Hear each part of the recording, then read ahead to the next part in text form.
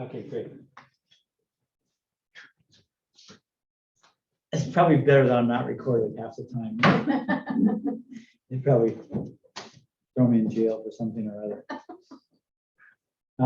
So I wanted to just talk quickly. I mean, I'm not as much hurry now that I know we have another day, so we can spread some of this alternative building, which is really interesting stuff, out. So that'll be fun. So I have a lot to do tonight, so I'll just back off and slow down a little bit, okay?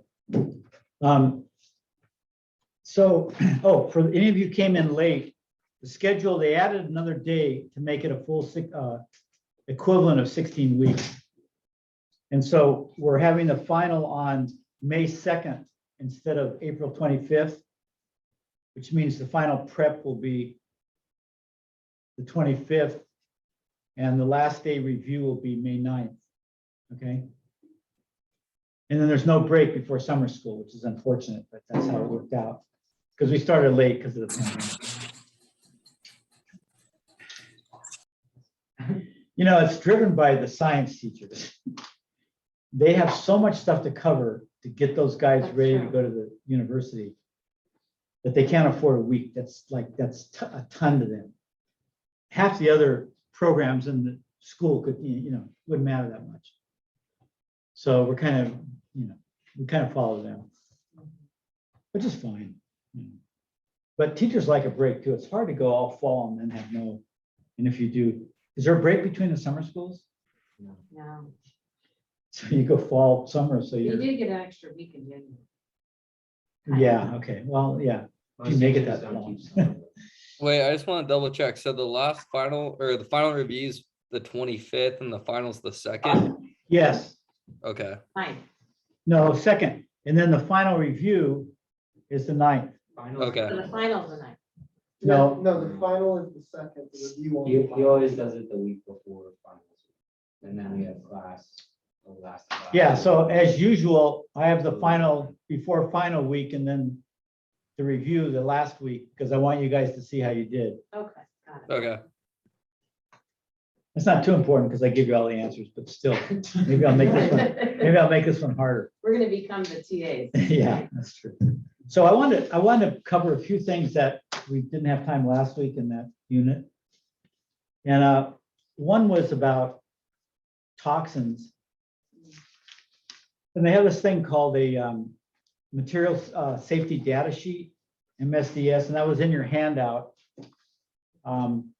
I'm not going to put it on the screen. If you have your handout here or can get to it, but it does tell you all the ingredients. The government makes everybody print their ingredients, and you can get this. Often they have these at the stores or they have them on the internet, and they tell you everything that's in them, and they tell you the agency that controls the limits if there's toxicity involved, and it tells you the percentage of all the ingredients, and then it tells you exposure limits, but you can't really put that together with the, it's not complete. There's no way you can tell.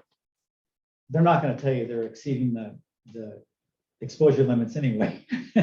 You wouldn't buy it and they'd go to jail. But so it's a step in the right direction, but it's really not complete. And I think still companies kind of hide behind these. So what you have to do is, at least you have all the stuff. So this sample one was was Orient Strand Board, OSB, because that used to be really stinky. That was the one product that everybody knew had formaldehyde. That was kind of the benchmark. If it smelled like OSB, it had formaldehyde in it. And they have cleaned it up. And then Weyerhaeuser puts out these little memos about what they're doing. So here's one on questions and answers about adhesives and formaldehyde emissions. And it's pretty sheepish, I have to say. But what you really have to do is not listen to them, because they don't word it in a way that you can really tell if it's toxic or not. And our book talked about standards. If you remember reading that chapter on air quality, and it showed, I think it was Denmark or a bunch of places in Europe have much stricter standards. So even though Weyerhaeuser's OSB may be good according to our standards, those are still higher than European standards. So if you really are worried about toxicity, like you're sensitive to it, or you're going to be in this trade a long time and you don't want to breathe it forever, or you have family that's sensitive, you need to do a little research. So you take the ingredients that are in the material data sheet, and then you look them up online. And it'll tell you, there'll be all kinds of articles, and they'll tell you what the toxicity is. And then you can compare the numbers and stuff to this sheet and see what's going on. That's the best way to do it. They should make it more so you didn't have to go anywhere and it was all right here, but it's not that understandable, unfortunately. Okay, so that's pretty important.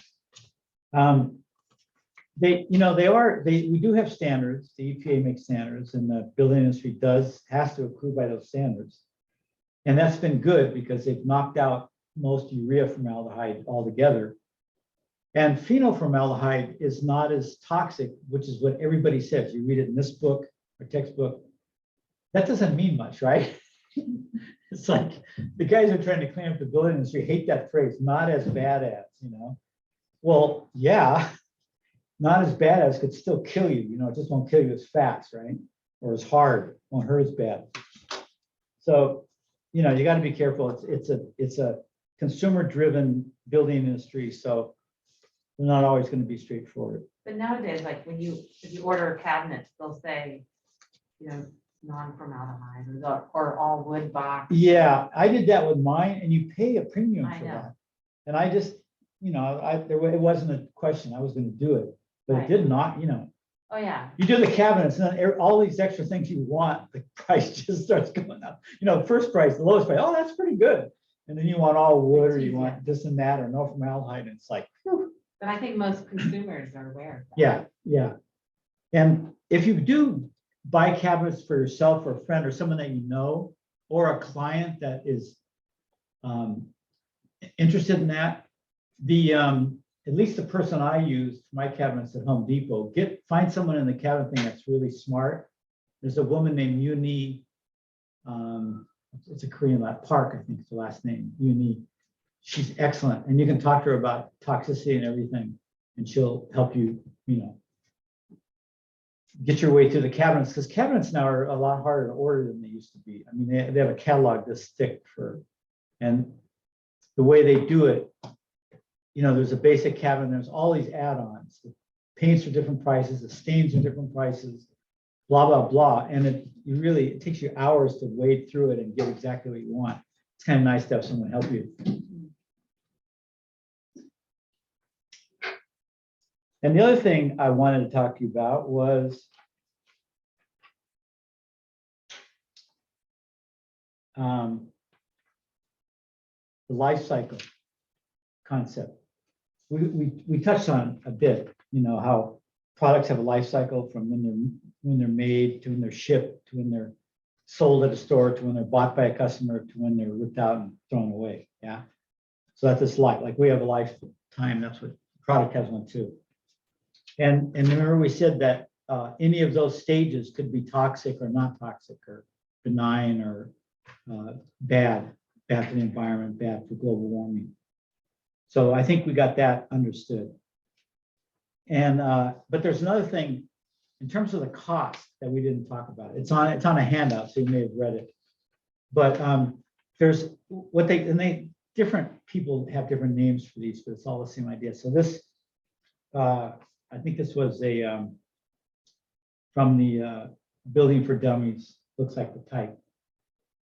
But it has initial costs, which is just the cost of the house, say, right? And then it had life cycle costs. So what are the life cycle costs?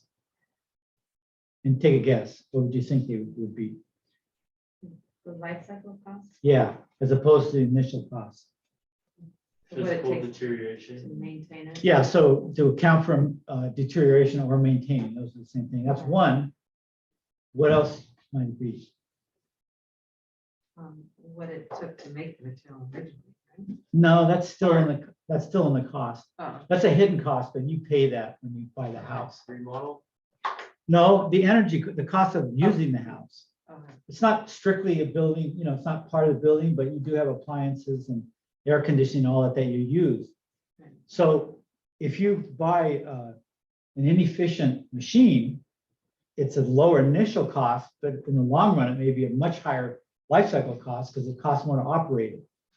So with green building, they really want to stress that because you're putting in a lot of things that have an upfront cost that are more than the old equivalent, but they're making your house so much more efficient or whatever the particular thing is, that in not so long, you're going to be making more money and it won't cost as much. But people live in the present and they have a certain amount of money, so they don't do that. But it's really good to encourage that if you're in a position to sell or build a house for someone, because they'll be happier. I mean, you only have so much money, so sometimes you have to make compromises with that, granted. But so in this thing, I'll just read this section. This paragraph's a riot. Homes are built to last for at least a century. Where did they get that? They're not only not built to last a century, nobody lives in a house a century anymore. They used to build them that way for sure. I mean, we still have houses that are a century or two, or in Europe, they have buildings that are 1,000 years old, you know?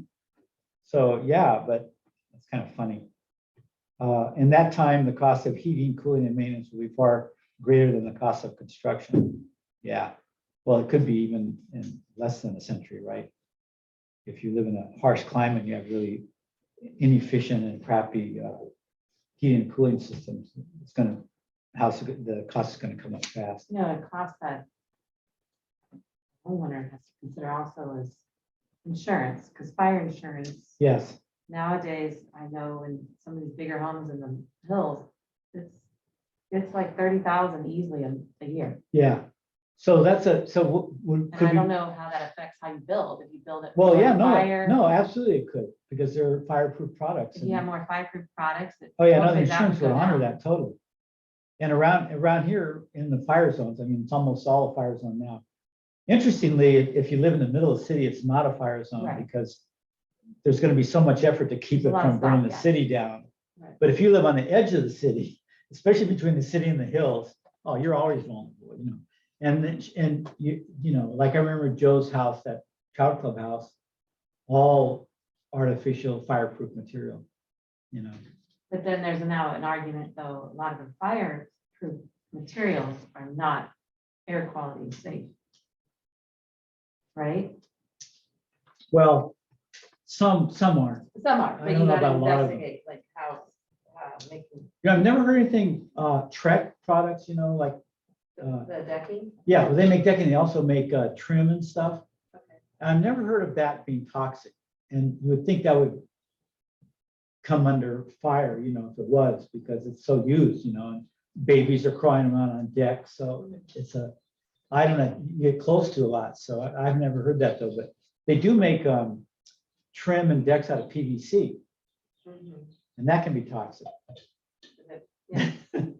I mean, if it burns, it's really toxic, but it But could be it's toxic to a rub. lot softer than it. Yeah, so I never advise people, but I mean, I don't know if they sell them at Hayward, but they used to have a whole line of PVC trim because it's very durable, you know. and Right. you just put it on and forget about it. Stuff like that for high humidity areas. Yeah, I don't think they sell it at there anymore. yeah, that may have phased out, which would be great. And I forget the company, but it's a pretty major company that did that.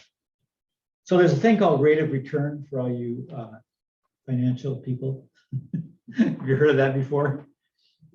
So it's just, yeah, so when you buy something like a machine that's going to give you something like energy, there's a rate at which the money you save on that machine is going to equal the money you paid for it. And then after that, it's like solar panels, right? They cost so much up front, and then after 5 or 10 years, you paid for them. So all the energy that it makes is free from then on.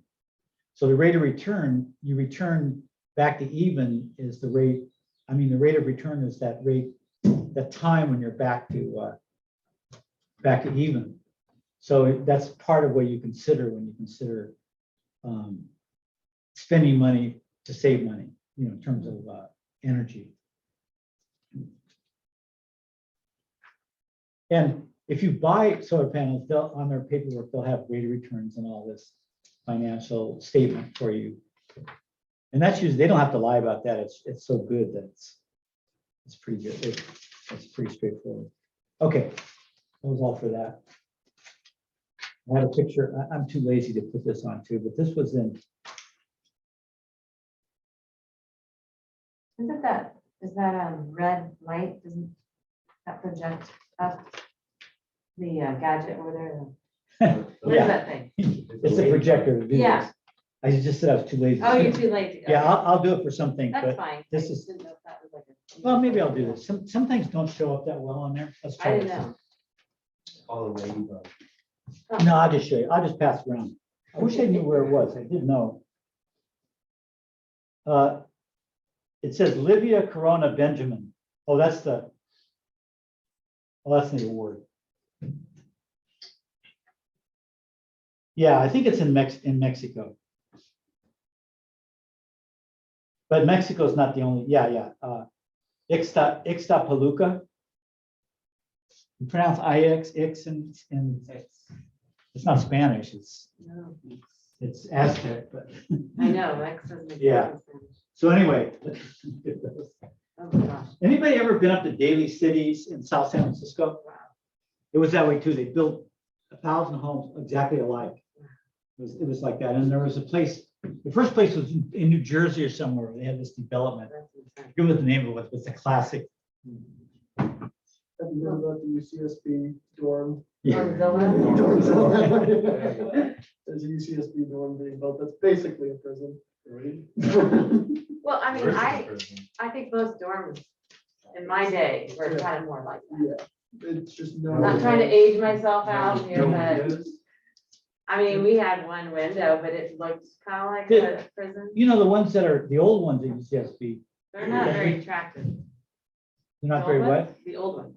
Yeah, they're not very what? Attractive?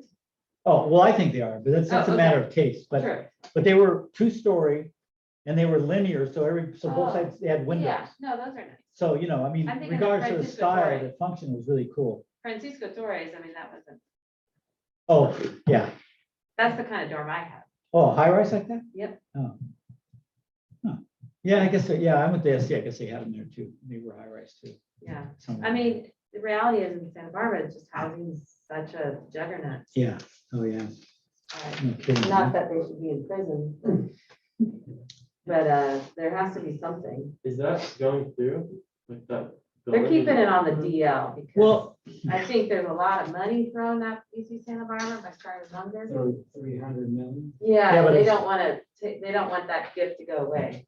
yeah, but it was I don't know about how you say small, but it wasn't even a quarter Right, of it. true. So even though it's a big thing, they'd still have to do a lot of fundraising. Yeah, it's kind of hard to fundraise with. If everybody in the country hates it, Yeah. yeah. What? Charlie Munger. So Yeah, another thing I wanna, I think his son went to school there or grandson. He's like trying to shut off some of his wealth on there. so another thing I wanted to touch on was co-housing. Anybody ever heard of that? Probably Eric. What's that? Co-housing. Have Co-housing? you heard of that? Yeah. I just said you're probably the only one who's heard of it. Oh, What is it? See?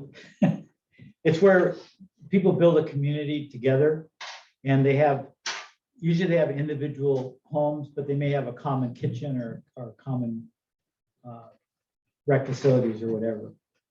And they're the big, I almost bought it. I almost formed one in Colorado outside of Boulder. Yeah, I was looking. But what I did is there were a bunch of families, mostly married couples interested. And so we would have dinners at people's homes beforehand to get to know each other. And my wife and I didn't like that. We had 2 or 3 dinners. We decided we don't live with those people. But we liked the idea though. And then where I lived in Maine, interestingly, is another huge up in the hills, another huge area of co-housing. And so, you know, they can save costs by having things in common. But the big thing is having a built-in community. You know, so you get a community. It's kind of funny because where Diego comes from, they've had communities for thousands of years, and that's just the way people live. We have to think about it and go, okay, let's make a community. Inorganically. created. Yeah, and I don't know how they work. I haven't followed them. How do you spell it? Co-housing, oh, good, CO, capital CO and then a capital H is one way I've got on this. And I mean, this was in the not early 90s when I was in Colorado, but in Maine, I was in Maine before. I was in Maine in the 80s, and there were some co-housing there. And it's what's interesting is the people that go to those don't even necessarily have anything in common. Like they're not all from the same career thing or the same class or anything. They're just mostly people who want to live with other people and spend time with other people. It's like a real gregarious type, which I find really interesting because, you know, I've got a real type of person I'd like to live around, and I just wouldn't open it up to anybody. It's like when you have roommates, they could be anybody, and sometimes they turn out to be really scary people. But there are some people that don't care. They just want to sit on their porch and have their neighbors walk by. Hey, Joe, come and talk. You know, I think it's great. It's really interesting. And so they'll go into this not knowing anybody, buying into this community, this whole thing. So it was big. It may have died down, which is why you don't hear about it, or maybe it's going strong and nobody just bothers to write about it. But I'm going to have a lot of this stuff. Saturday, we're going to meet here. And I'm going to have a lot of this stuff available so you can go through it because a lot of it's too hard to share to a whole class, but I just have things you can look through and ask me questions about, okay? And I have tons of stuff on alternative building, you know, books and things. We're going to look at some videos tonight. YouTube's got a lot too. I mean, that's one of the biggest categories. Well, it's not one of the biggest categories. There's probably a million categories, but on YouTube, there's a ton of stuff on alternative building. So I wanted to talk about CalEarth, because I've been telling Era she should look at that in terms of building on her property. So we're going to look at CalEarth's website. And then there's a place where an ex-wife of mine moved to India and joined the international community in South India. And after we separated, she said, hey, come on over and just visit, you know. So I did. It's a really interesting community. And I taught at a school that had sister schools in South India, like an hour and a half from this place. So I would take, teachers volunteered to be the one to take the class to India, which is a real interesting thing, taking 14 or 15 kids to India and trying to keep track of them and make sure they don't die. But they were seniors, so they were 12th graders. Oh, wow. So, and in India, there's no big transportation, there are all those little scooters, you know? And so they can only take one or two. So when you go somewhere, you're not going to be with all your kids. So you just pray that they all end up at the same site. It's great fun. But so we went to Oroville and the kids got to sleep. They have all kinds of different buildings. It's an international community that this religious figure, Sri Aurobindo, whom I can't understand a word he's written, but he's very famous in India. And he had this spiritual partner. They weren't, you know, they weren't married or anything or didn't live together, but they were considered partners. She was an Arab, French, so probably Algerian maybe, woman. And she decided after he had died, they had an ashram. You know what an ashram is? It's a place where people go and meditate and follow these things in South India, in a place where he had escaped because he was a revolutionary during Indian independence, and he was wanted. And so they had French colonies there. So he escaped to Pondicherry in South India, which is a French colony. So the British couldn't get him. So he started his ashram there. And then after he died, she decided that they should try to have an international community where people from all over the world could live together. And the only thing they had to do was kind of believe in the principles of that religion. So I wasn't religious, so I went, you know, just, you know, see it because it sounded really interesting. They were doing interesting things. Very interesting place. It is truly an international community. It started with a bunch of hippies, like 200 hippies that went, and the only land they could buy was land that had been eroded by the monsoons because the Indian tribes that had lived there had burnt all the wood, and so the monsoon just washed the soil into the Indian Ocean. So they planted trees for 20 years. That's all they did. They just planted trees. And today it's beautiful. It's just like paradise. Some pictures of it. Really interesting place. And then people from all over the world go there. And some are religious, many are not religious. They just go there, they probably lie and say, yeah, I kind of understand these principles. But there's a lot of farming activities going on, and experimental farming and organic farming. There's a lot of architecture. The French, she was French, so French people got into it. So a lot of the first people were French, and a lot of French architects came, and they designed really interesting buildings, which I want to show you. I think they're phenomenal. They're some of the most interesting architecture in Asia.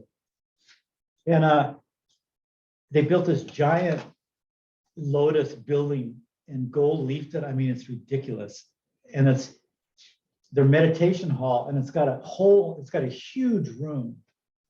And way up is a hole in the top, and light comes down and hits a crystal that's on a table and sprays light everywhere. And everybody goes in there and meditates. So, you know, I wasn't convinced even after I left there, but What's I it called? really, Auroville, Auroville. His name was Aurobindo, so it's after him, Auroville.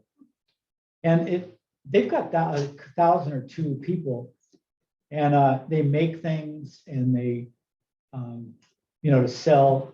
I can't remember what, soaps and, you know, typical stuff, but also bigger stuff. And then there's Indian villages in the environs that they've incorporated, because that was part of the thing. They couldn't move. And so they have Indians, and they've provided work for a lot of these Indians that have helped the villages come up in economics. And they've tried different systems of democracy and economics over the years. Really fascinating. And just up to them, you know, they just decide, well, you know, they do one system and say, yeah, but these people are getting left out of this. What can we do? And they get together and figure out a new system. So in all kinds of ways, besides the religious ways, it's a very interesting community. But I find the architecture really interesting to me. So let's look at that, by the way. Did you drink the Kool-Aid? No, they're not Santa that way. Barbara. Yeah. They're not a Kool-Aid community. They do believe in that stuff, but not the Kool-Aid, but it's a Hindu, basically a New Age kind of Hindu belief system. So what do I want here? But I don't have John Tapia with me, so it's gonna be rough. Patrick, I'm at home. I can see. Okay. Oh, no, I think we're gonna be okay. I already got it up. Yeah. I was just kidding, John. Of course I can do it by myself. I hope so. You gotta click share. I got a class full of people that know a lot more about everything than I do right here. So is that on there? Louis, can you hit one of those lights and get just a little bit One darker? of them's already on. One's already off. Yeah. Did you do it for this? Oh, he did. Alex did it. Is that, you can see better, but do you need to take notes or anything? Is that going to be okay? It's good. Who said that? So let's look at this one here. That's pretty, that's that Auroville? Yeah, so there's a little bit of India design motif, which varies because they've had a lot of the Muslims conquered them for a while, and so they had a lot of Muslim architecture, which is really beautiful. And then the British came, and so they've had a lot of influences, and they just put it together. But I think some of these buildings are really striking.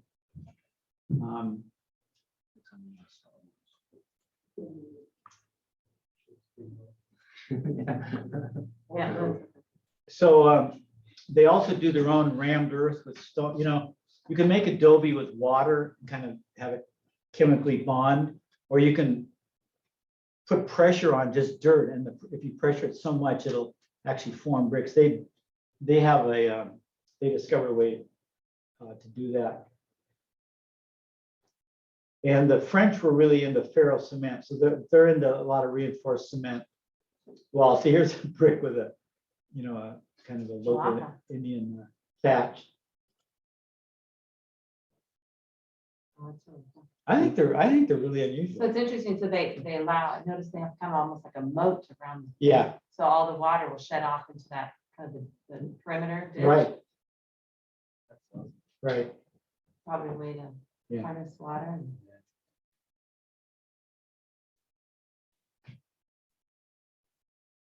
I mean, there's every kind of, some are more modern, some are almost look colonial, British colonial. Bringing that medieval side. And then there's domes and vaults. Indians have built with brick for eternity. But they don't have to worry about the earthquake component, correct? That's neat how they did the fountain. Yeah, I don't know. I can't remember if it's a seismic. That's kind of interesting. It's got a little moat. That's cool. They have those, kind of almost floating houses where they, in flood prone areas where they allow, it's almost like houses on a pier. Yeah. So if it floods, Yeah. the house just floats up. Huh. That's a great idea, huh? It's like Fred Flintstone's house. Wow. Look at that.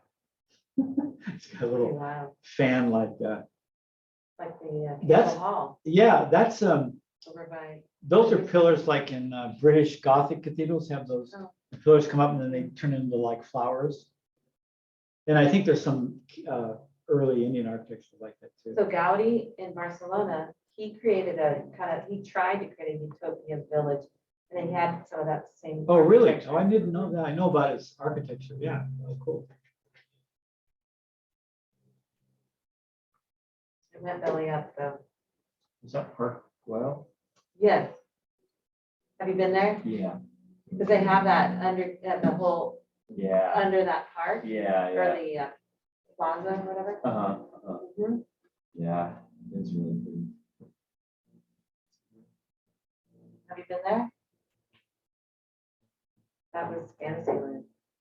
But obviously it just was short-sighted, right? They didn't have the finances to finish it. I would say for this is Yeah. so amazing. So much light, it's tropical, so. See these patterns here, The shadows. Yeah. the shadows and I told you, look, when we went to That stairwell. UCSB, I mentioned this, people who were around me, not everybody, about what's called brise soleil. It's a French term. And it's these kind of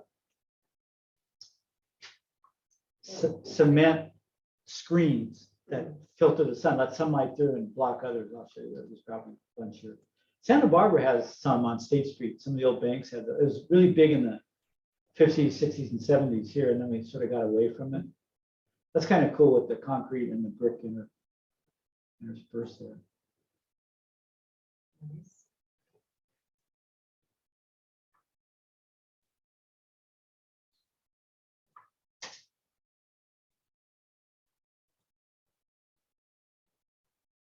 See, So it's does hot. that climate, do they have, I'm guessing, an extreme wet time and then Yes, like a wet season and a dry season?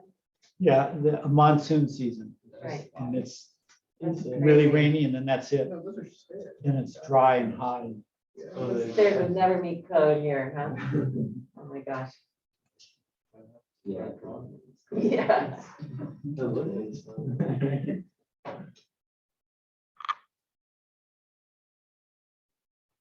All of these houses are inside the Oroville. Wow. Yeah, it's a city, so it's got a couple thousand people, so and there's little communities. And my ex-wife lived at one Verite and had well, when I was there a while back, 20 years ago, they had like 8 or 10 people, families living there. Now it's gotten bigger. But So I heard an interview, so there was a book about this community written recently. about Orville, Yes. Huh. It's kind of I think it's somewhat fictional, but it was about a real experience about the son, he's older now, but his experience as a child living there. oh wow, see this screen here, the cement with holes in it? That's what I'm talking about. I'll get a better picture. It's funny they have these stats ones. These are like how the Indians, how the natives build.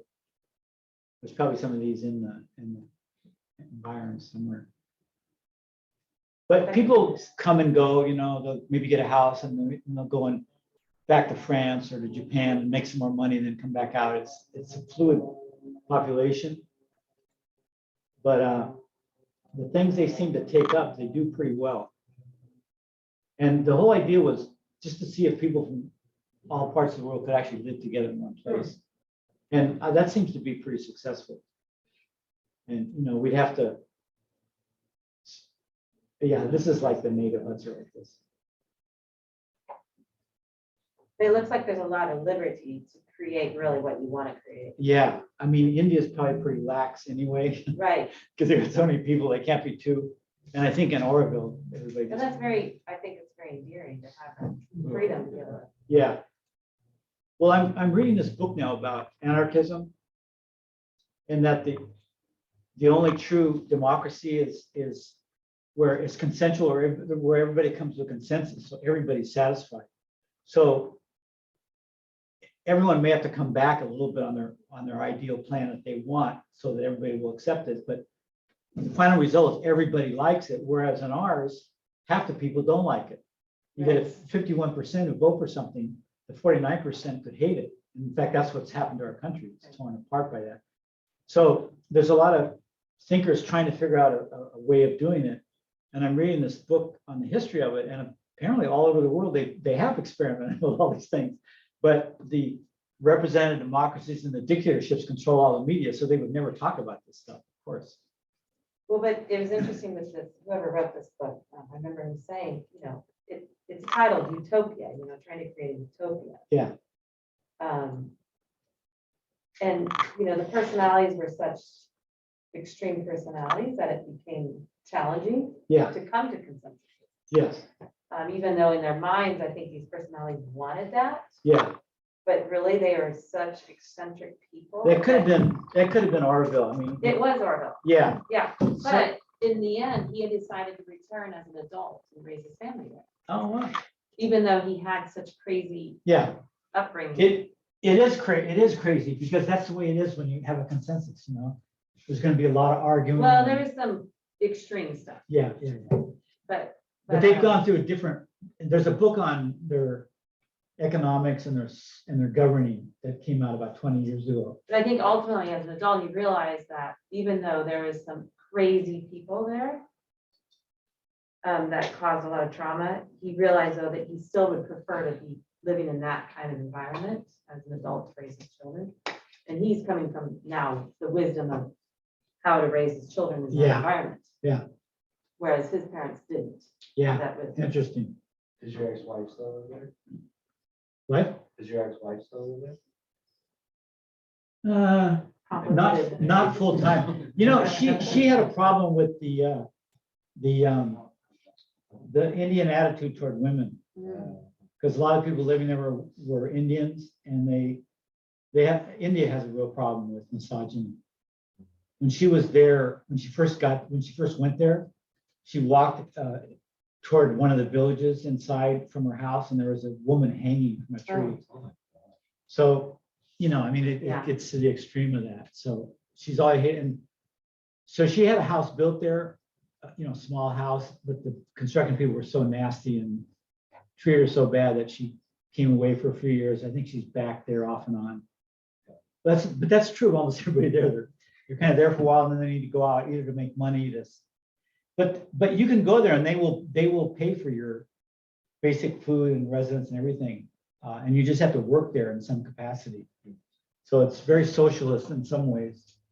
And they've gone through, sometimes a system wouldn't work. They go 5 years and it wouldn't work. People weren't working hard enough, and then they change it. I mean, it's, I got to hand it to them. It's a bunch of people that really were determined to have some kind of society and economics that would work. And they really, put their hearts into it. So it's really instructive that way. It's a really unusual place. It's got because Or like. I'll spill it. Well, you can see it up there. AUROVIL.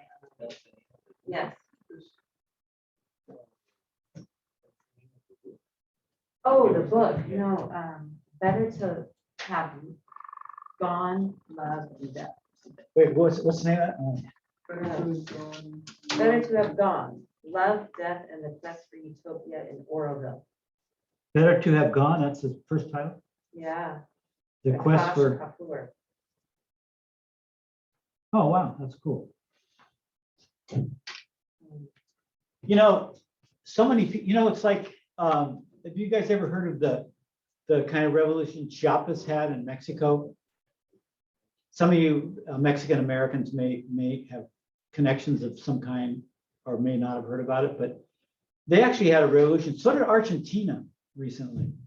And the only thing Western news reported was that Argentina's economy collapsed.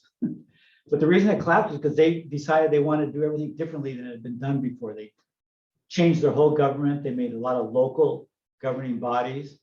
And the same thing with Chiapas, the Mayans in Chiapas, they wanted to have no state. They didn't want to be part of the Mexican state. They wanted to govern themselves the way they saw fit within that. And the media characterized it as a Mayan revolution against Mexico, trying to stick up for Mayan nationality. And that wasn't what it was at all. So, but all these things are, you know, you should pay attention to them because they're experiments. Because the big experiments like Soviet Russia and capitalist America have really hit the wall. You know, these systems are collapsing, and we've got to improve capitalism somehow so it doesn't hurt us so much. And so we got to get rid of dictatorships. That's just absurd. But we're in this thinking where we think it's got to be one or the other. So we just go back and forth, and we got to just get loosen up and start looking at what people have been doing for the last 100 years all over the world. There's been huge, great experiments. And we can't afford to look down at them thinking, oh, they're just small natives in Amazonia. Well, why should we pay attention? That's not true. You know, they're facing a lot of the same issues. I don't think Anyway, there's any lobbying groups though for Oroville. anyway, Lobbyists. I mean, if they have to go to other places to make their money, right? It's hard to make it. yeah, well, it's, I think these are amazing structures though. well, I know. See, so they're influencing the world with their architecture somehow. That they're making their capital somewhere else. Yeah, They're not, it's not within that. well, I mean, some people work and just do what has to be done there, like they work in, they have a cafe, kitchen with a big solar, you know, not just solar panels, but a solar where it's a parabola, whatever they call that, you know, and it reflects the light onto a central thing, cool. and it can feed the whole community. Wow. So they have a lot of that kind of stuff. It's really unbelievable. And then they can employ people for that, and they can employ people for this and that. But you're right, it doesn't pay for a lot of it. And so they have people from the outside. A few people are wealthy that go there, but most people have to go back out and work at a place where they can make more money and then come back. And I mean, that's one of the things they've struggled with. But you know, they have the great thing. Probably this book will mention it too, that they haven't given up. They just said, Right, well, they keep going. yeah, you know, they just, you know, we want this, we want the freedom, and we want the order, and we're just going to figure out what humans can do here, you know. So even though I don't follow it religiously whatsoever, I'm fascinated by what they're doing. Now, this interior is so Indian. It's very stark in Indian, mostly because it's all concrete. The floors are concrete, and they don't often have carpet, so it's just, it stays concrete. Yeah. The walls are concrete, and they can paint them nice colors like this. This has brick, but But they don't have to have heating. have what? They don't have forced air heating or HVAC. No, well, some of Maybe these, air in conditioning. Oroville, some might, because, you know, but it is tropical, and they'll need fans. I don't know how they all do it. I think they've had fans, I know, when I was there, they've had fans. They might be having more like heat pumps and stuff now, I don't know. But it's tropical, it gets Yeah. flipping hot. But the insides, but you know, those aren't any different than in Africa and maybe parts of South America, where there's a lot of concrete things, you know. Of course, everybody has cultures that make fabric and can soften it, but it's a lot different than the way we live, just in terms of the feel of the buildings. It may be the way that we have to go to house everybody. Look at this. Wow.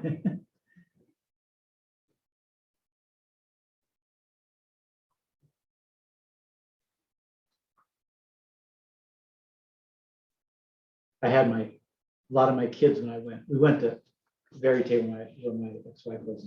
They had a couple of these huts that they built. A lot of the kids wanted to stay up in there overnight, so.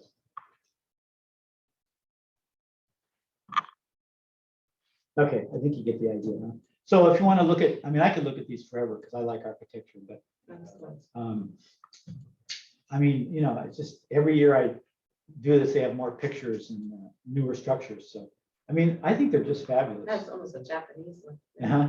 And it could be a Japanese Right. group of people there. So you get international architecture. Right. You get an international. Yeah. Yes. Crazy. And Oh my gosh. they've tourism's propped up as an industry. I'm sure Airbnb. Yeah, so they have a lot of retreats, like yoga retreats or health retreat, the Ayurvedic medicine's big there. Mm. And so they'll have retreats, so they're coming up that way to make money too. There's some of the farming. So I'm originally from Iowa, and they have a Ayurvedic community near where I grew up. But their architecture, they have a community that's set up for the Ayurvedic style of housing. Oh, yeah. Oh, it's recommended housing, Yeah, like Design. you're gonna build, a builder has to know all the like feng Ayurvedic shui, rules. like feng shui, right? Except the Indian version. Yeah, so, their front door has to face, I think, Oh. the Wow. east to allow the sunrise sun to come in. And Wow. they have to have a meditation room as well with Yeah. windows with the east light. They have very green materials that they try to use. Yeah. Wow. But honestly, their architecture on the outside is kind of, Yeah. but it's just, they have very specific rules on how they orientate the property. Right. Yeah. I think religious groups can do a lot of different things because they can bypass a lot of rules. Yeah. They're not governed, they can get away with not Yeah. having to fit the Yep. narrative for all these codes. Yeah. Yeah. And some things they do are not, I mean, we've got in our Second Amendment, is that the freedom of religion one? Second one's got everything in it, right? Yeah.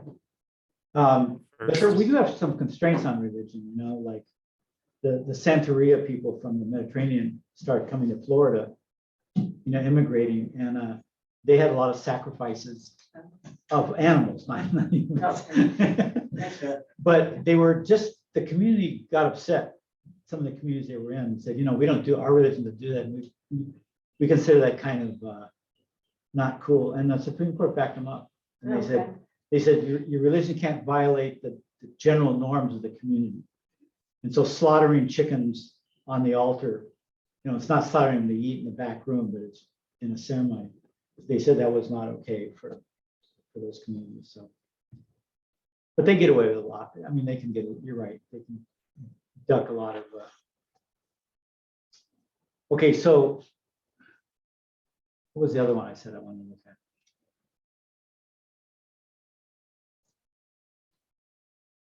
Wasn't co-housing, was it? Not co-housing, right? I don't have any to show, just some stuff. The sand tubes or Oh, yeah. Calories. those are cool. So,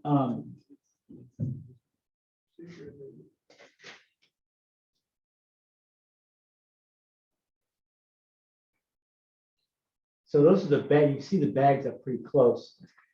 Let's see if it says, It looked like that, it's like that woven. long sandbags. Are sandbags for river things, are those have plastic or those Kind kind of like a of, woven Yeah. plastic, right? Like Yeah. a thread, a fibrous plastic.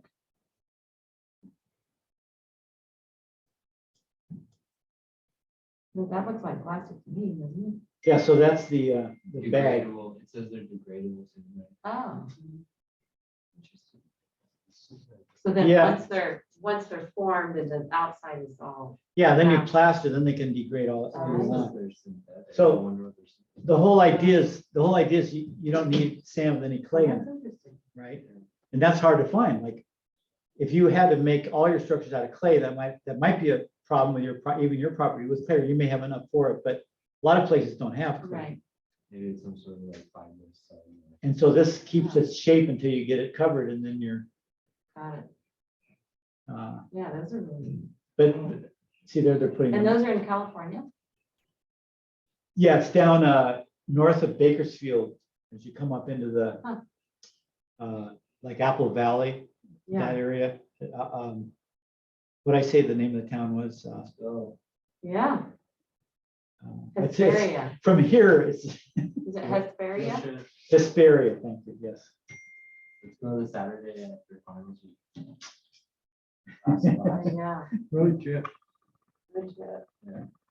I'm trying to show they have all kinds of classes, so. I'm trying to get a picture thing to show all the. Let's do it on SBCC's dime and have them drive us out there. Yeah. Yeah, do it, guys. Shot. But they could do a workshop at my property. There you go. Yeah, off campus. Yeah, we're not driving. No. Listen to it, get that. That would be That's on the calendar, How about it, Patrick? So let's see, what is it, April May 14th and 15th. the 9th, that's And then too April soon. 9th, we just missed that one. Yeah. That's cool though, that they're doing. They have workshops, but I think you can go on a tour anytime if you let them know. I've gone on tours with the high school class before. Huh. Yeah, I'd be curious what that material is. So the barbed wire is just for structure? Yeah, just to keep it from sliding. And I'm guessing if it's under a certain size, they don't have to be permitted, or Well, yeah, depends what it's but used they've, for.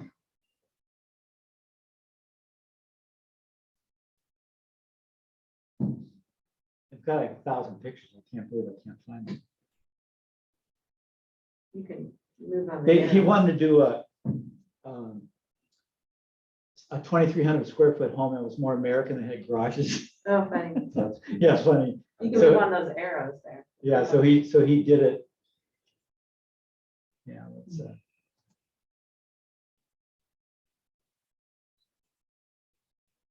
Wow, those are all from those tubes? oh, yeah. That's amazing. Oh, yeah, I mean, they've got, so here's a good, can you see that, the Yeah. inside?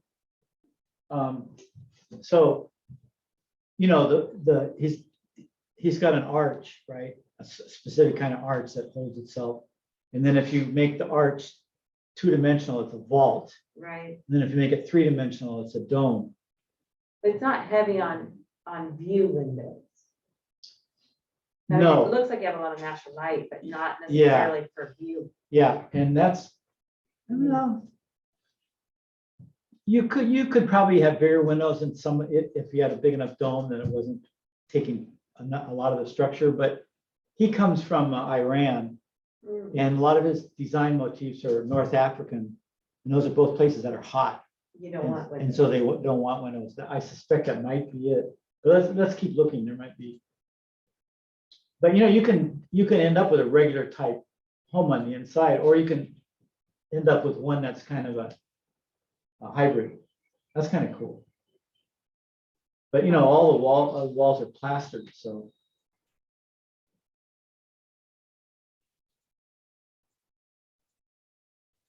I've got to get, there's better pictures. So with this kind of construction, you don't need insulation. Well, yeah, you do actually. Oh, That was always my question of him. He's dead, but when I first started going there, he was still alive and I used to talk to him. And he tried one thing with straw insulation that wasn't very successful. Again, he's coming from hotter areas. But like Iran's cold at night. I was gonna say, because in Hesperia, I imagine at night, it's pretty Yeah, and cold. Hesperia is cold too. Yeah, exactly. So I don't know. I'm sure he It says talks. it has a radiant floor heating. And those roofing, you would have to get a separate solar setup. It'd be hard to put solar in this. Yeah, that's all of that. Let me see. Well, here's that little village. It's got little individual things, and then he does this thing that looks like a lizard skin Oh my gosh. He experimented with finishes, but those houses are really cool. And they're really Wow. cool to go into. And they kind of have a main room and they have little like sleeping pods Mhm. that go out from it that are really cool. Kids love it. I wonder if they set them up like Airbnb scenario. No, I don't think so. Oh. Not here because they want them, they want to show them all the time. Oh. But see, you have to put, like for doors, you have to put the frame in for a Right. door and go up to it, and same with windows. And you can see, Hmm.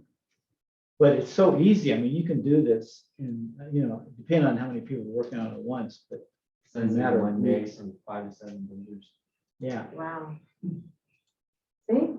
What's happening? Experience builders. Oh, okay.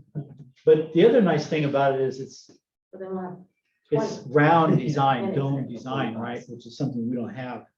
Although it's funny, the natives here, the Chumash had round wickiups. So actually we started with round here, we've gone very linear for, But theirs were made from willow and, no, I know, but I mean, just in terms, but they could have made them square, right? Some wickiups in the American Indians are square. There you go, sweat lodge. You could build a sweat lodge with property. But a lot of people, think that the round structures have more,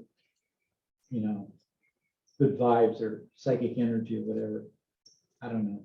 I do know that when I used to go down there and take kids in there and go in those places, they were the feeling inside them was pretty interesting. you're starting to warm up to religion. Huh? Nah. I think it could be explained materially, but I just don't, no one has taken the time to do it. Maybe it's because it's cave-like. Brings you back to that, Yeah. your caveman mentality. Caveman state. I mean, I think that That's they're cool. huh? awesome. I don't know if I could do full-time. I mean, that's dark. It needs some windows Might and trigger claustrophobia. respiration. Yeah.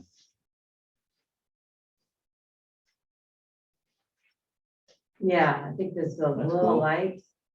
Yeah, let's see if we can find one more light. That's Those pretty, bottles. isn't it? Yeah.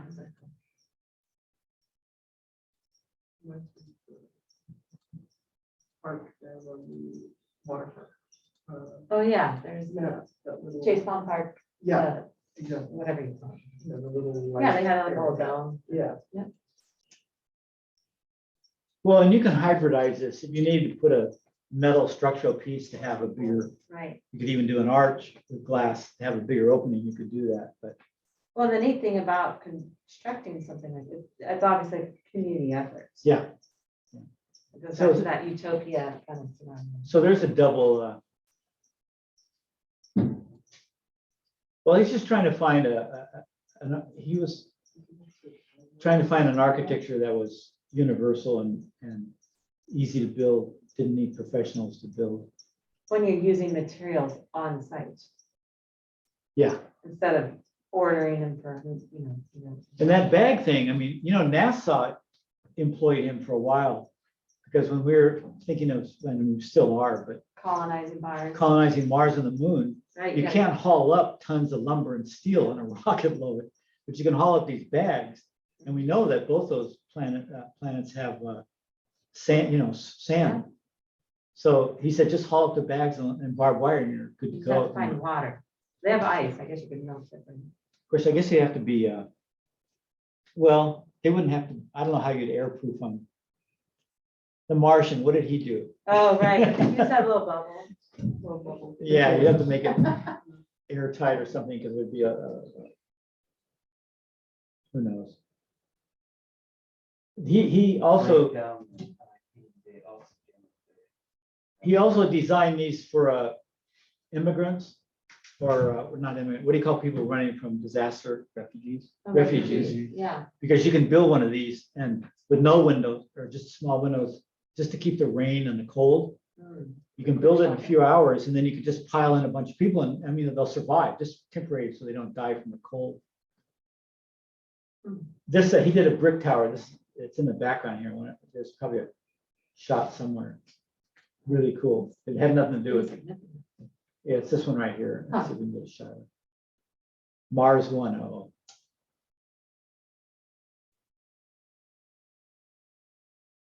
They also have Wow. skylights. I mean, Yeah. they also don't finish the dome. I and mean, put- they look, if you finish on the inside of brighter color, white or something. Yeah. it doesn't feel Yeah. so dark.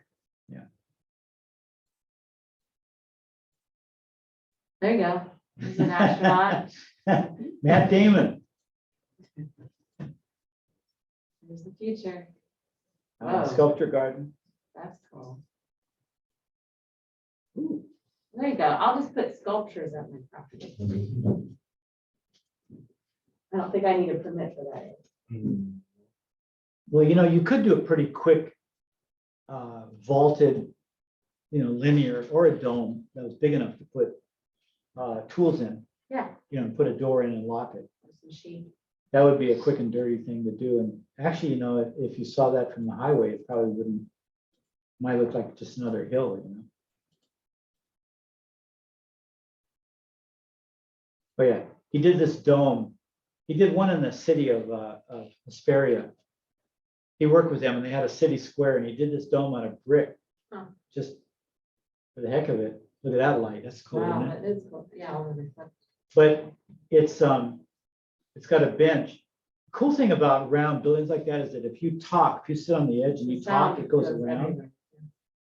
That's pretty, but also it's the opening's a hole and they had kids all around that hole Mhm. looking down, and it's just held by the force of the brick. It's just this geometric design that, I mean, that's how a lot of those Greek buildings are. Yeah. Yeah, all those buildings are the same way. yeah, see, there's the kids.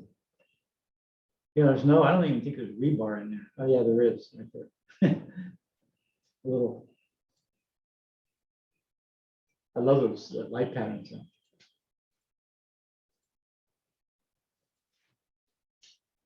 Okay, well, anyway, these are, here's the big one. These are, Wow.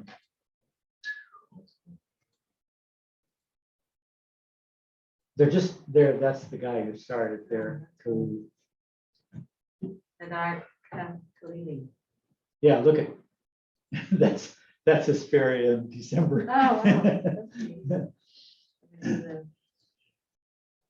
Oh, He so did, all he- of those still stand, huh? oh, yeah. He was an architect. He built skyscrapers in LA for the Oh, first wow. part of his life. And then he wanted to do something different. And he started doing, throwing like pots, clay, ceramic homes, and he'd fire them in place. He'd build them and then fire them. And so you have to have a huge kiln. for I it. know, I don't know that they went anywhere, but So it's just extraordinary. he was looking for something. First, oh, wow, he's really young there. Huh? That's neat. He liked, the poet Rumi. That was his Iranian, he was Iranian. Anyway, Huh.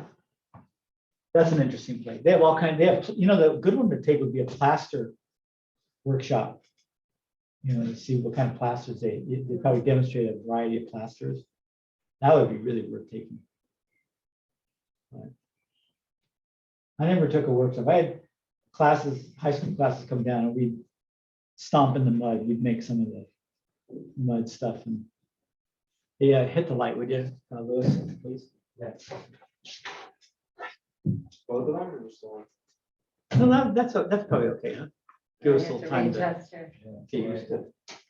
Was that just one? Yeah. So, I went on YouTube.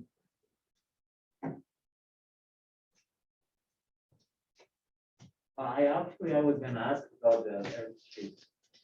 Yeah, so let's look at the airship, right? Because that's short.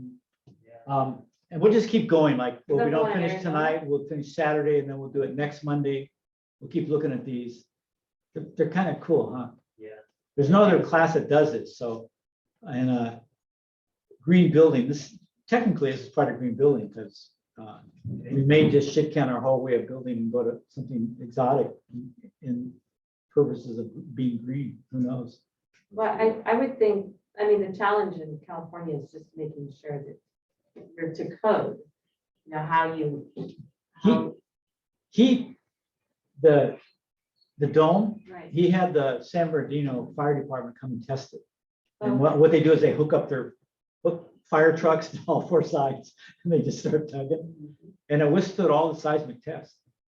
And he used to tell people from across the country, if you're getting static from your building departments, write my building department and I'll give you But it the takes data. somebody like a pioneer Yeah. personality Yeah. to make something Right, alternative, right. really.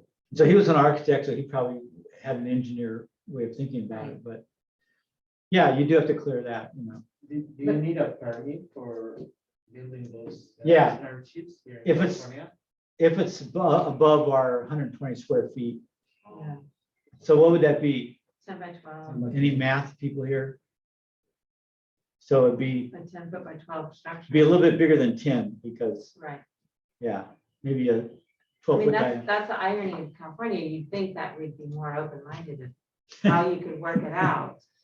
But there's a lot of, like you said, you have to come to consensus, you know, you need it to be earthquake and fire. Well, this is what all these groups are talking about. I mean, the building department's a huge example of a bureaucracy that's unbendable Yes, and unreasonable some of the time. Some of the time they're reasonable and you don't want them to bend because there's too much safety involved or. but nowadays it seems like, I mean, this area, I don't know if that would even take off if it was to start right now.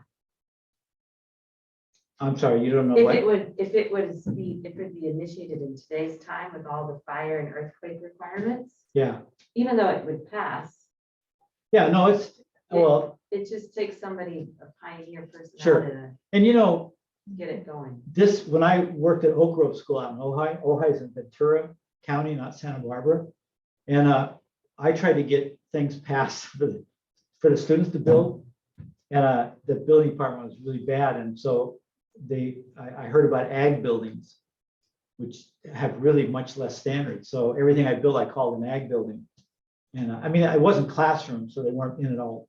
But I had this like this 20-foot high greenhouse. And I had all windows on one side and then it was straw bale the rest of it. And so, but because it's an ag building, I could slip by it. And that was also a while back. So things have gotten actually tighter in some ways. Right. But you're right, you have to deal with that, but this thing like is going on at school, you happen to be one of the few in here that aren't in that class. I know that's a. But that's, good God. So, But that's part of the education is you well, learn. yeah, it works out because it's a building department, I mean, a building program that's doing it, so Right, we so can then fit you all that realize into the. like one little slip up Yeah. and you're like, Yeah, well, how Rodney's meeting go? Good as a woman architect. But he was saying that the Simpson ties at the base could, the posts during an earthquake they could twist. It's because I guess those Simpson ties aren't meant for standalone structures. They're meant for, structures with walls. so could you put one more? Well, it wouldn't matter, it's still like bracing. I know, I thought the same things, one side wall, two side walls and leave it open, that would kind of wreck the purpose, And but then hurricane straps. And all this. Rafters. they'll figure out something. It's probably gonna take, 6 months. for it to go through. See, the thing is, Wow. this is the other bureaucratic point, is schools are under state jurisdiction. And it got So what they passed do by is, the you can't engineer just have a to building calculate the amount of guy risk. come in, you have to have the state Wow. find someone to represent them. And then it has to go through the state architect's office. But see, that's the challenge here is because I find, Should've just put the roof on that you know, day. our greatest Crazy. resource of potential labor is Yeah, people building homes and plumbers, the tradespeople. And being in an education would be a natural fit to be teaching these moments. But then you come under fire, you have to have the big guns to tell you exactly what to do. yeah. And not every institute can have that access. Well, this, And this, it's very I know, fortunate. this thing they say is, the rationale for the building department is we're upholding public safety. That's all they're doing. They don't really care about anything else. Right, So they don't want electrical things to go wrong and houses to burn down. They don't want flooding that will destroy a house. They don't want the roof to cave in and kill people. But, you know, So when you you're could probably building interpret that differently and a not be as strict shelter for, you know, temporary. and still shade. honor This, that. this school is super careful about liability things. Like even for them interviewing somebody to take Patrick's job, you can't give feedback to the person that interviewed. Like you have to be really careful because they Right. could turn around I and they know. could sue the college. Like Well, it's personnel, it's crazy human to hear. resources is one thing, but the kinds of stuff that the But college even- has been sued over and I know. lost. I know. Human resource is good too. They had a, you know, that we've been doing a racism, a combat racism program of various kinds for the last 2 or 3 years here. And when it first came out, the vice president of finances, who's a good friend of mine, was in a meeting and she used the N-word. Oh, I heard about I'll that. use it, the word nigger, because she was asking someone, did he really use the word? She wasn't you calling, might wanna it- not she wasn't, record ca- it, Patrick. she wasn't calling anybody that. No, I know, she. But so, repeated but they somebody. they wanted to fire her. Yeah. And so I wrote an article to the whole school and said, you know, we're social scientists. I said, if you want to use the word kike or nigger, and I used all the words I said Mick from my people, Irish. I said, if you're just talking about it, or you're talking about the effects of those words, but you're just being a social scientist, you can use those words. This is a college, you idiots. And one woman had called the human resources and complained I had About to- your article? for the article, and I had to go through a process. And 2 years later, the dean who was the head of that exonerated me, said, yeah, you didn't do anything wrong. But I had to go through that whole, I didn't give a shit, but I had to go through that whole process. Yeah, I Didn't the know. gal from accounting get fired then? What's that? Eventually, didn't she get fired or She she was stepped on- down or She something? Well, was the- put the- on The sabbatical. woman who She's probably. raised the problem was just another teacher or staff, but the HR person, yeah, she got fired or left. I actually liked her. She was okay. I had to go meet with her. And she tried to get me to change my ways. And I said, no. I said, I didn't do anything wrong. You have to be able to talk about this stuff. I didn't call anybody that name. We're discussing, we're discussing this concept and those names are part of that discussion. And I said, come on, we're college professors, let's get real. It'd be even worse now if I did that. Oh, yeah. Oh, God, Don't they do had me that. out of here so fast. That's okay. They're doing good stuff, The training we had for the hiring was, I thought really, Mike and I were really affected by it. And we were holdouts. We're white people that think we're not racist and we've never been racist and this doesn't apply to us. And I learned earlier than this, but he learned this time that that's not true. We all belong to a white supremacist society. It sounds such a bad thing, but it's just a society that was founded and run by white people. And from the beginning, they oppressed people of color. We had slaves and we took land from Mexico and we killed all the Indians. So we have been a white supremacist culture. And we don't need to feel guilty about it, but we have to admit it and say, well, yeah, okay, by definition, that's true. And we take for granted all the privileges we have. We don't even notice them. That's what Mike and I realized. God, we've had all these privileges and it was just part of our background and we didn't, and so then we finally realized that, yeah, not very few people have those. And so it's good, they go a little overboard, but I think it's good training. I think they've done a good job. I actually think that the best education that one can get is to travel to another culture.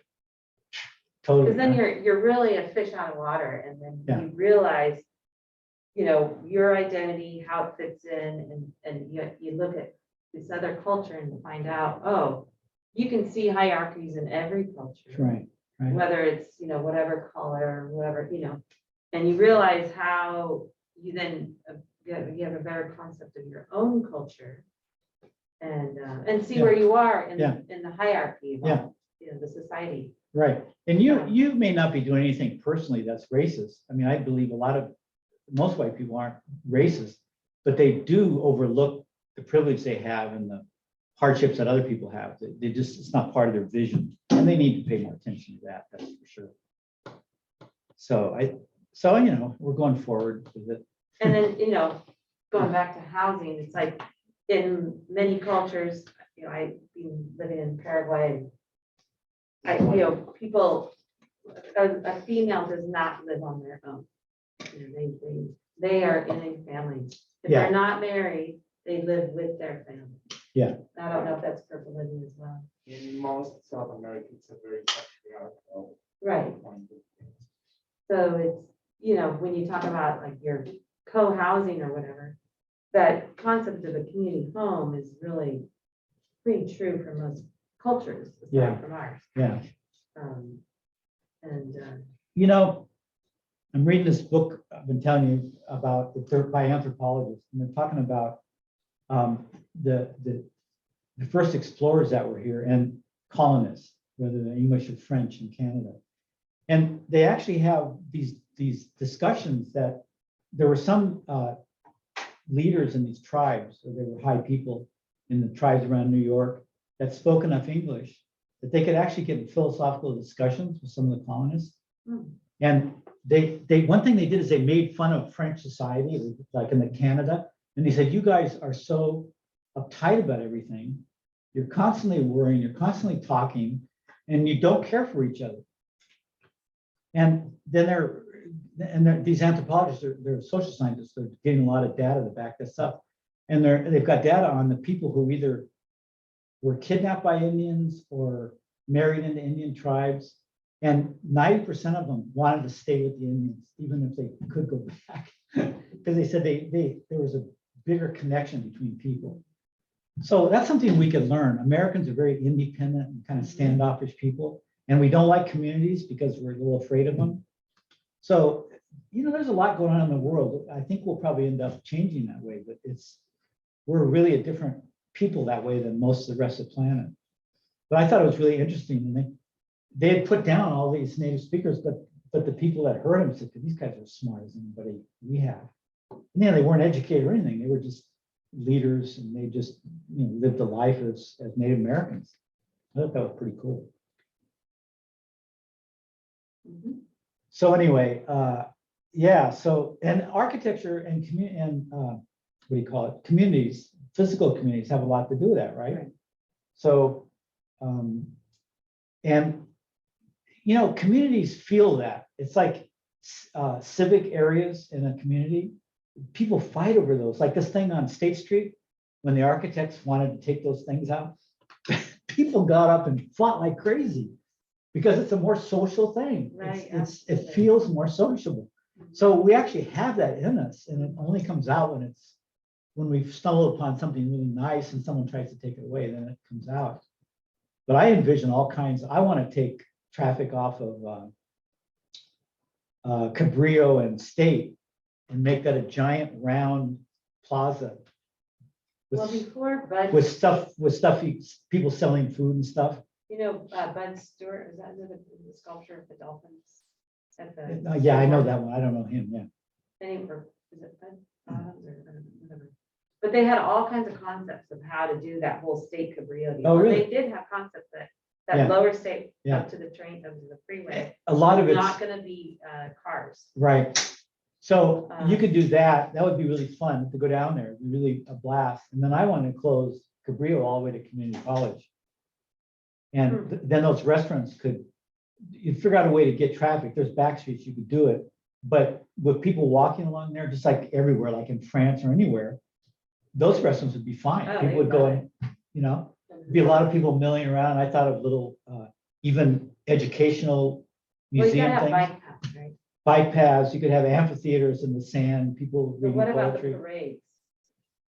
all kinds of stuff. Well, you So, can, so I think about that, what would make this town more, Yeah. and bringing people together. We need to bring the Hispanics and the Chumash and the Europeans together.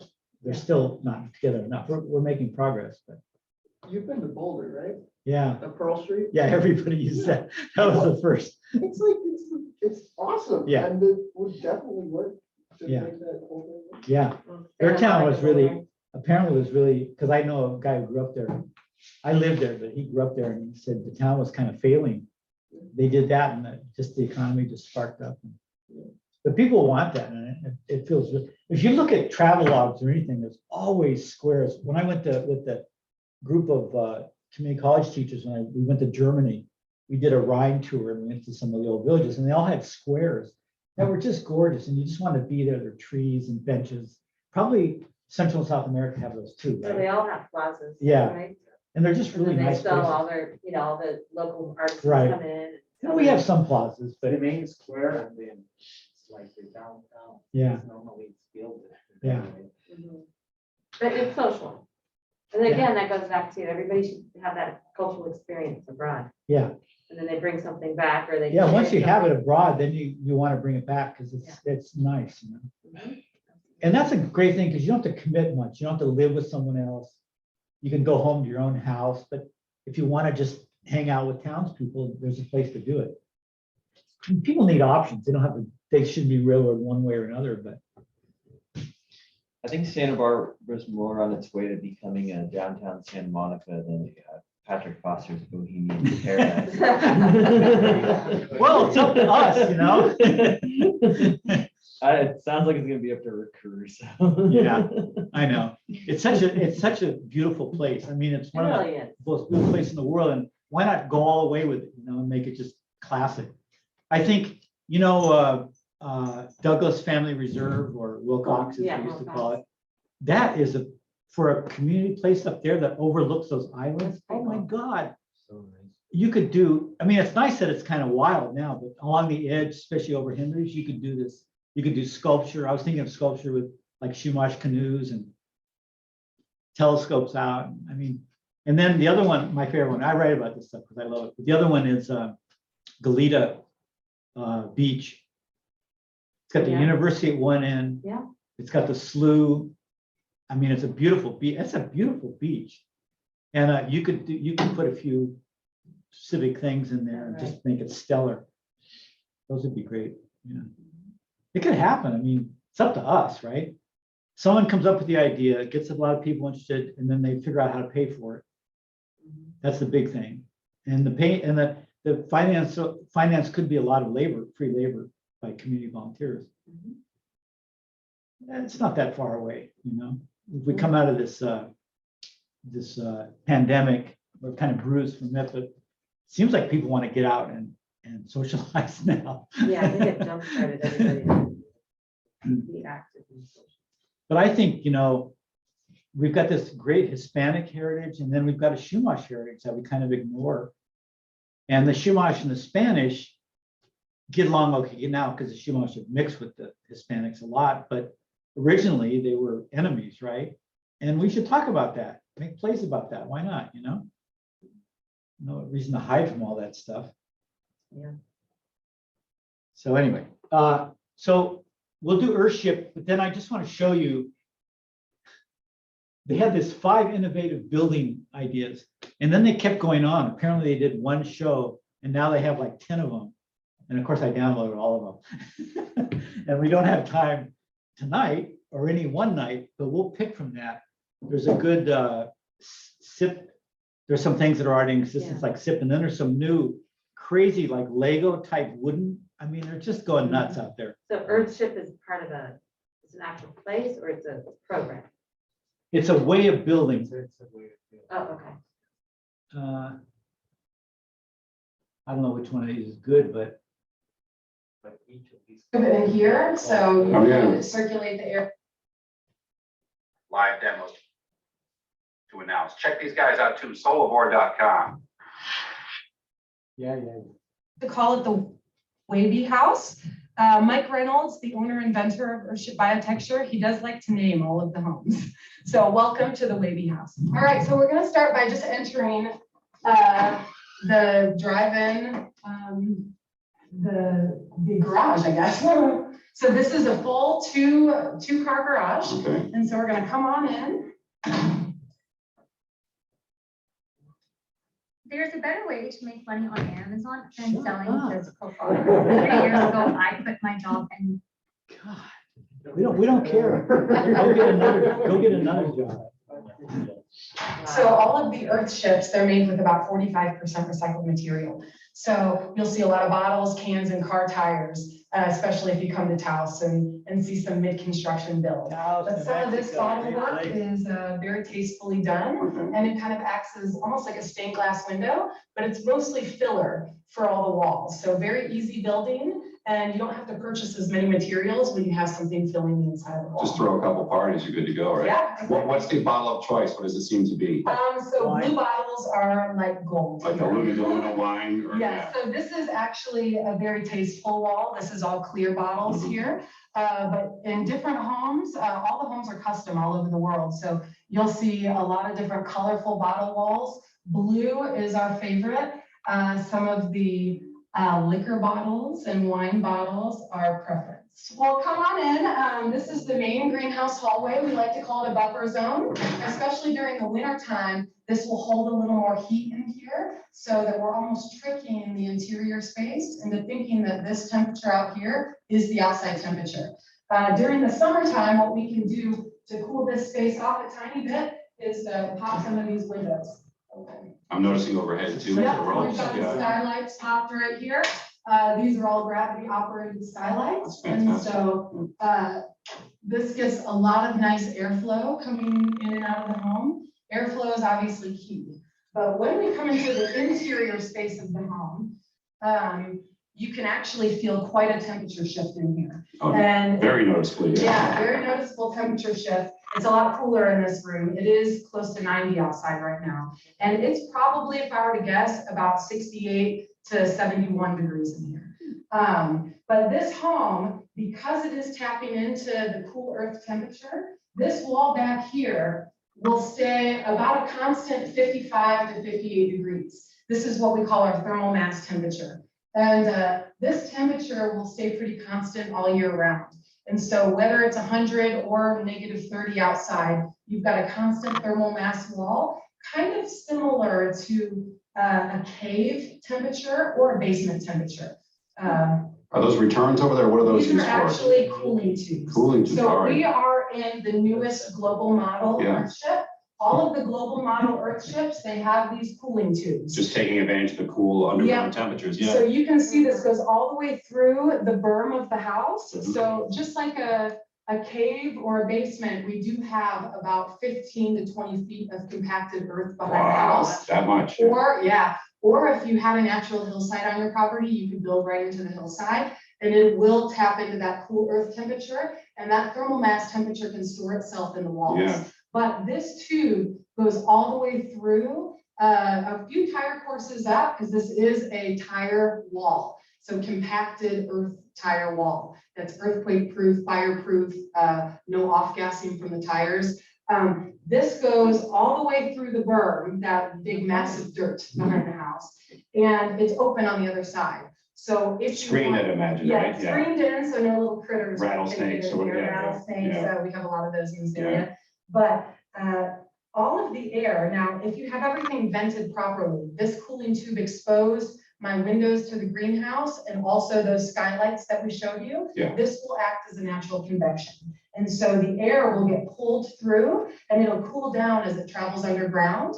And then all the warm air will get pushed out and up through the Yeah, so as it skylights. naturally rises, you're pulling all the coolness. Yeah, so it's almost like a geothermal energy, but no electricity, no Mhm. moving parts. It's all pretty natural. And so I this guess we is should all kind be doing of that. our natural form of air conditioning. Yeah, Mike Oler, if you're familiar with Mike Oler, the Mole Man, or Malcolm Wells, Rob Roy, they use similar practices or different variations of it. It's just, it's so simple, but it Yeah, works it's so so well. simple, and you can feel the cool air coming through here. It feels like air conditioning, but it just gets more cool air in the house, pushing out the warm air, and obviously getting fresh air into the Yeah, house. of course. Because this wall is, you notice there's no windows on this wall. And it's because this is a complete tire structure, rammed earth tires coming all the way up. And so this is just earth behind this wall for about 15 to 20 feet. Now, up above, sorry, I didn't mean to pick up above us, so these are some pretty serious raptors. These are called vigas here in Taos, New Mexico, or just in the New Mexico area in general. This is a very traditional building style. So these vigas, I believe that they are made out of pine. They are sustainably harvested It looks it, in the yeah. area. This is very traditional for a house kind of adobe looking home. And these walls, these are all adobe walls, which are made out of sand, straw, mud, and water. These ones have a light coat of paint over top of them, but you can see the flecks of straw in here. I wouldn't use any kind of paint. You don't want to use a latex paint. There's a specific type of paint that goes well with the mud. So if you're doing mud walls, earthen walls, make sure you know what you're putting on top of it. But how much earth is up above us? You know, seeing as these rafters are just so huge. well, this is very traditional roof. You've got your these vigas, obviously. We've got insulation above these planks. And then and you can head to the roof over at our educational facility. We won't go on this one, but you'll see a lot of metal pro paneling. So the roof is not underground. The metal pro paneling on the roof is because all of these homes, they collect all their own water for rain and snow. So all of these homes, they are completely off grid, doing water collection from rain and snow, energy control. You know, we don't have to heat or cool the house because of this thermal mass wall and the southern exposed windows. This is passive solar being at its best right here. So we get just enough light and heat to make it so the home is about 65 to 75 equal thermal degrees mass to inside the home window at any space, period during the year. the whole building. So like I said thermal earlier, mass. whether it's 100 outside or -30, you'll have a constant temperature in here. But we also do energy collection from solar panels or windmills. We also use about 45% Gets windy recycled right there, too. materials in every single build. And my favorite component of the home is the gray water system. We recycle the water here. So say you guys, anybody was washing the dishes, taking a shower, doing the laundry. We do have laundry machines in our ships. That's all the first use for the water. When this water goes down the drain, it actually goes through a really light grease and particle filter before it hits all the planter beds. I was wondering if it came out right here. I see there's a buffer zone of plants here as well. There is, and this, if you peek in here, in the new card,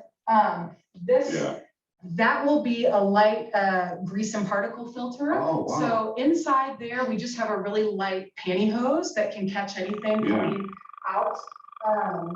But some people like to turn that into a worm bin. We'll start it off as a very easy grease and particle filter, and if the homeowner wants to turn it into a worm bin, they can do that on their own.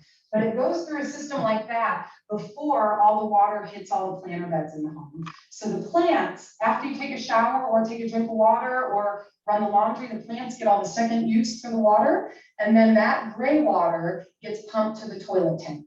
So the toilet water is the third use for the same water in the home. And because the plants do such a nice job of filtering that water, you'll notice that it doesn't smell funny, it doesn't look funny, it looks like normal toilet water. And if your dog drinks out of it, it's not the biggest deal in the world. So basically, if you go into an earth ship and see that the plants are doing so well, you know that someone's hygiene isn't up to par.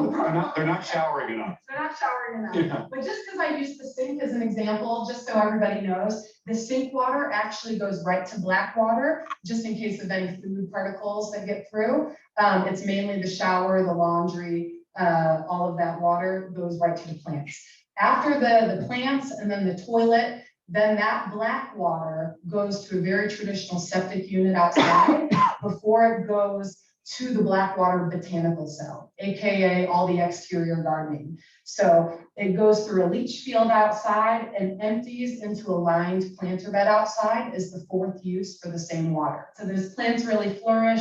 You can grow food out there with the black water as long as it's something with a trunk or a stem. You wouldn't want to grow root vegetables in your black water. What's the average rainfall around this area? We only get in between 7 and 11 inches of rainfall. Oh, okay. Let's keep walking along into this. You guys will see a very unique fridge. This is a DC refrigerator. It's very insulative, thick walls. It runs off direct current. We use both DC and AC Wow, look in at the the house. See how thick this insulation is? there, yeah. Very It's like sun insulated. frost, right? I think I saw. This is a Yeah. sun frost. It's made here in the US. A house or a laptop? Which one do you think is worth more? Or Well, definitely not the house because this not- alternative. This home, and I'm not exactly sure how much this one has. I think it has about 8,000 gallons of water storage. We'll see the catchment space on the roof. But if you've got light rainfall, like we do here in Taos, you want a lot of water storage and you want a lot of roof storage. Or you want roof space, I'm sorry, to catch that water.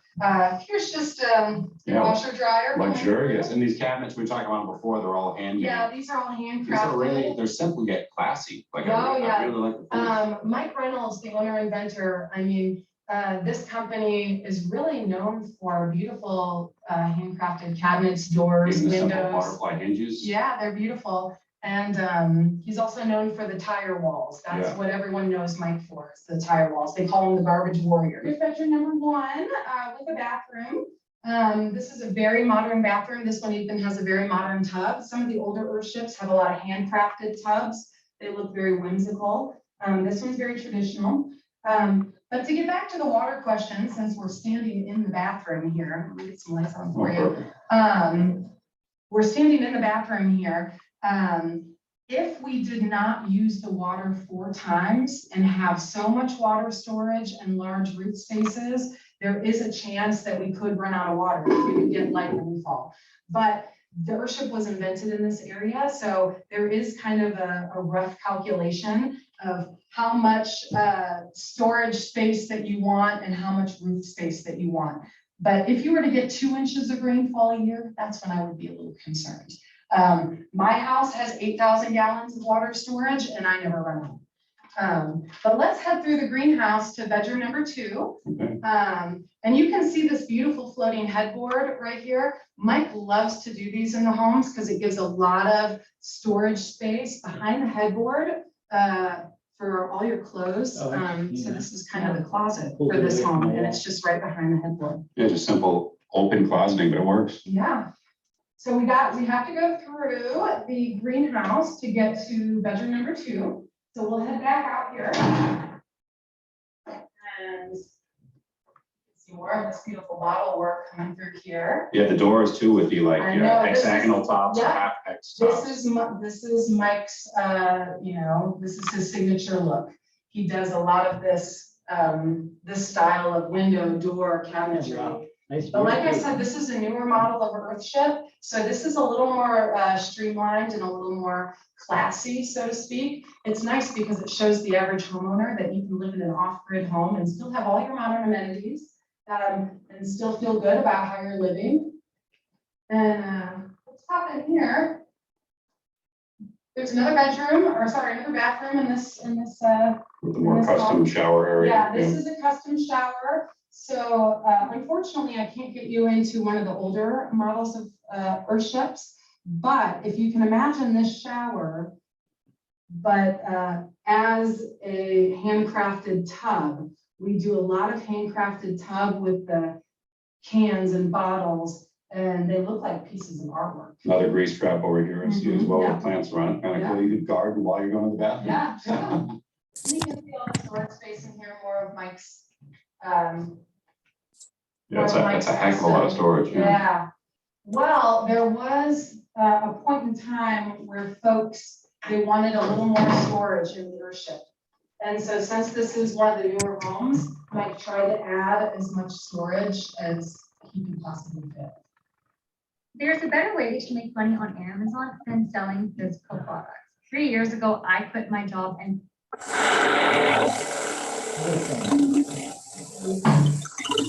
Got a cooling tube in here, so you Oh, yeah. can circulate the air a little more through here. There's not too much temperature problems in this room at all because the tire wall kind of goes all the way around in a circle in this home. So this room stays really, really nice and cool.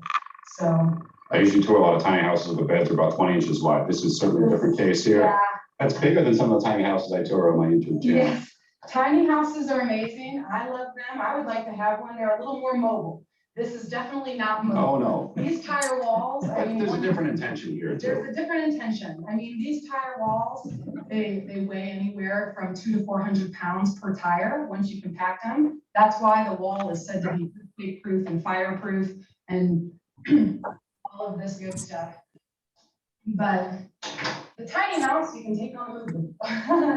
This is very stationary. And these tiny plants, you can see in here, Since this is a brand new Earthship, we just have little baby plants going right now.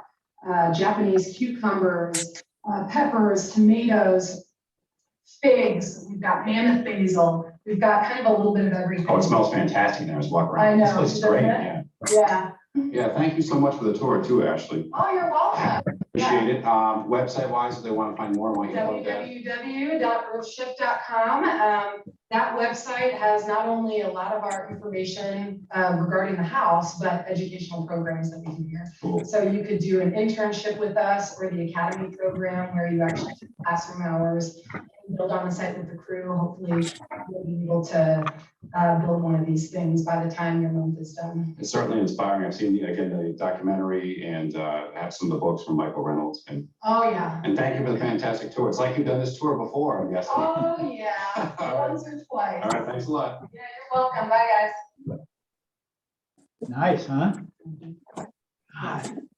Super, really interesting. That's, yeah, I haven't seen that newer model. I mean, Now I know what to do with my tires. that's great. They're using up tires, which we still don't know what to do with. That's still a big deal. And I didn't hear about, are those feasible in cold temper weather? Well, she said -30 degrees. Yeah. yeah, you know that, yeah, underground, it's the same whether it's hot out or cold out. So you get that, it would.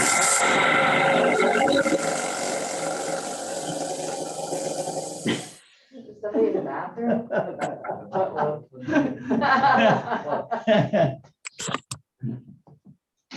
But you might have to have some, well, those didn't, that's a cold place in the winter, right? Yeah, oh yeah, it snows yeah. and gets below Yeah, zero, it's so. really- yeah. Anybody ever lived in Taos or, I spent summers there, that's a great place too. They've got a little place outside of town.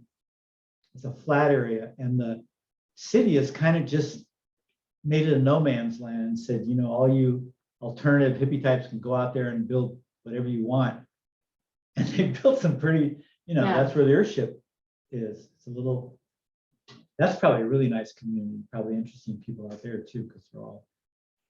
But that was a real nice version of that. We'll show some more. I've got some other, not tonight, but I've got some other films on that. But that, you know, I've been talking about using the temperature underground. I mean, Yeah, it's that's just, that's amazing. a resource we can't pass up.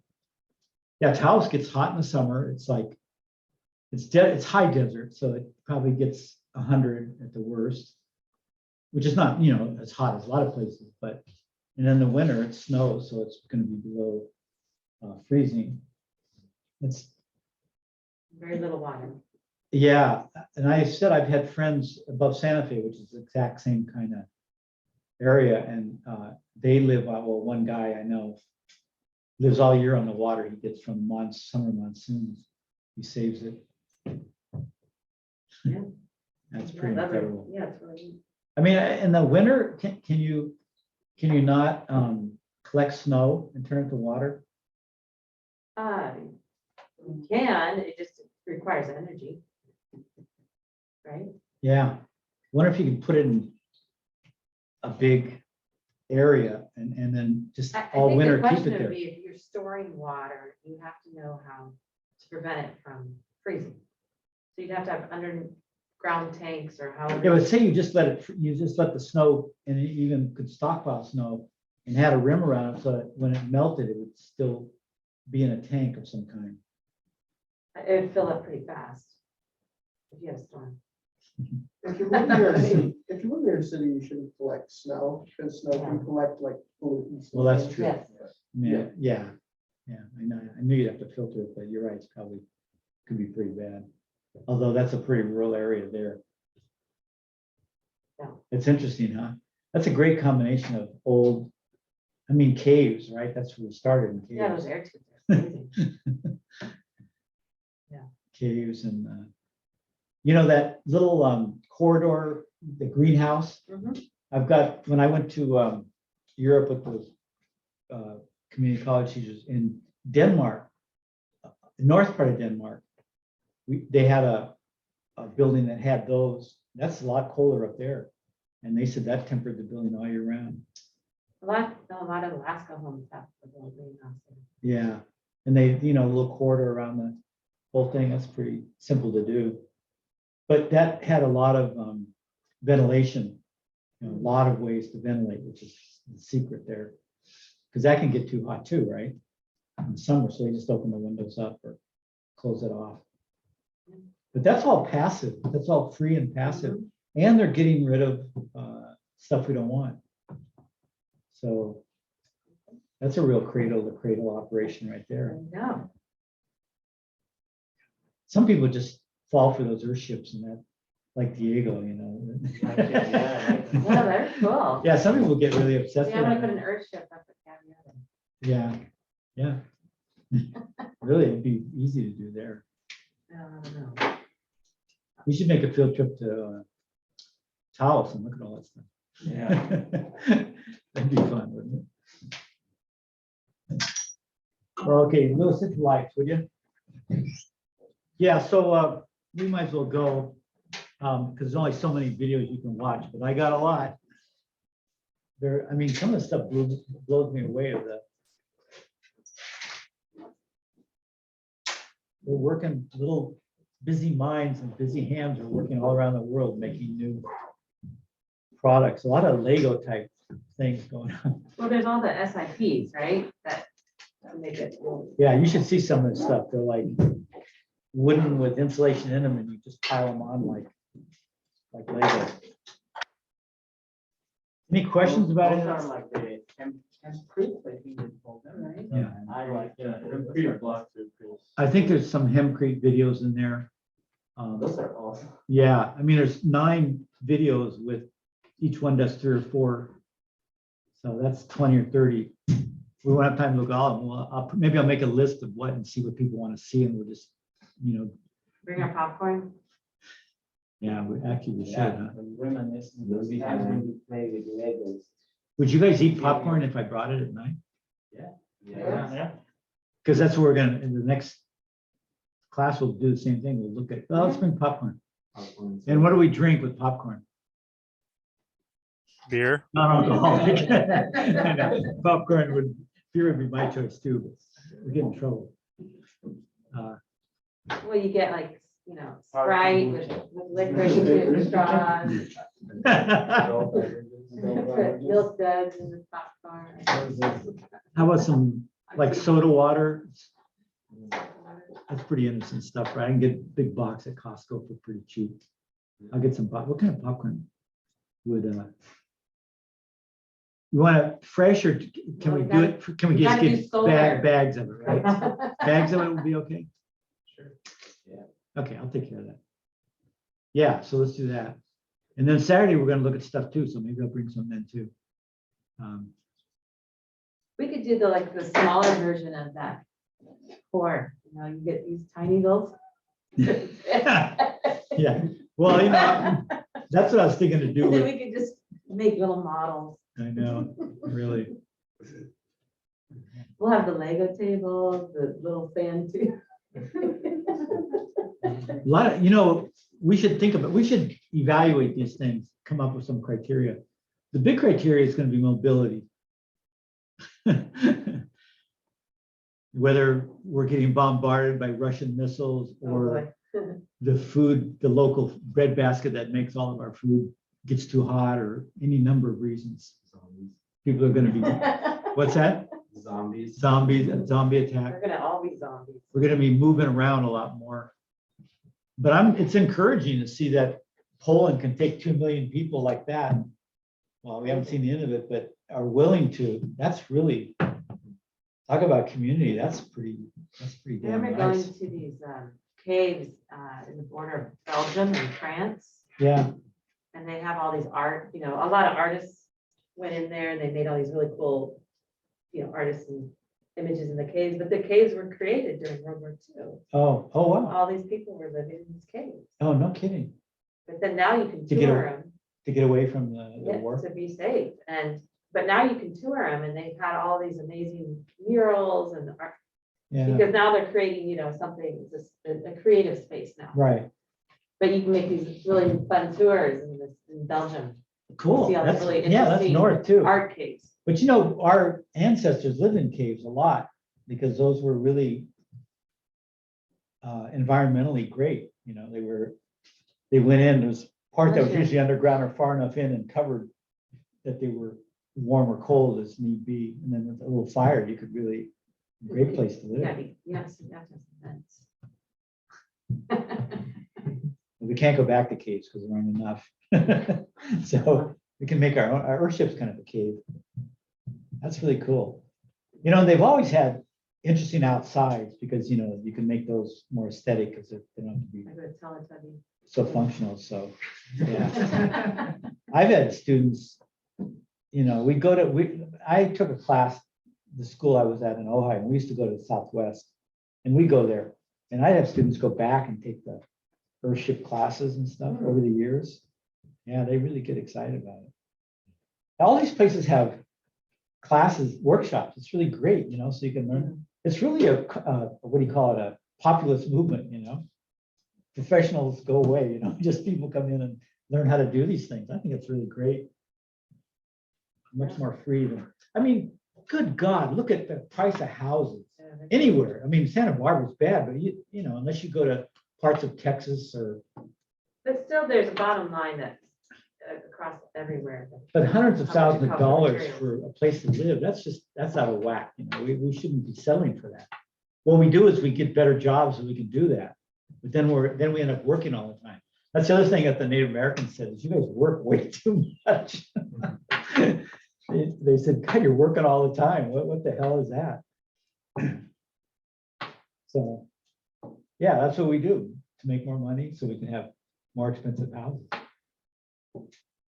All right, well, you guys are all stick frame builders, but it's still good to have this in the back of your mind. You just gotta build your own house someday too, right? All right, so Saturday here, 1:15, we'll have some kind of refreshment. I think we're just gonna have fun from here on out. All right. Ooh. Movie time. Thanks, Patrick. Maybe learn something here and there. Okay, you guys, that's it. Thanks, Patrick. Yeah, you're welcome. Thank you, Patrick. Thanks, Patrick. We'll see you guys. Yeah, we'll have a video Saturday for you here. All right, thank you, Patrick. Oh, you're welcome.